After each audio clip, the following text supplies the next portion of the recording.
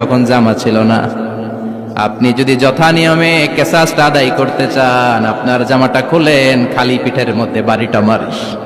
বিশ্বনবী উনার জুব্বাটা উপরের দিকে উঠালেন, পিঠের মধ্যে বাড়ি দেওয়ার জন্য ওই সাহাবীকে ডাকলেন। ওই সাহাবী বিশ্বনবীকে পিছন দিক থেকে জড়িয়ে ধরে ওই মোহরে নবুয়তের মধ্যে চুমু দিয়ে ফেলেছে।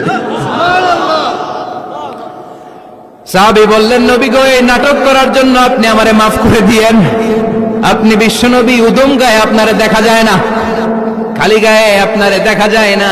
শুনেছি আপনার পিঠের মধ্যে মোহরে নবুয়ত আছে। অনেক দিনের সাধনা, জল্পনা কল্পনা, আপনার মোহরে নবুয়তে আমার ঠোঁটটা আমি লাগাবো। আপনার মোহরে নবুয়তের মধ্যে আমার ঠোঁটটা লাগিয়ে আমার ঠোঁটটারে আমি জাহান্নাম থেকে পরিত্রাণ করাবো।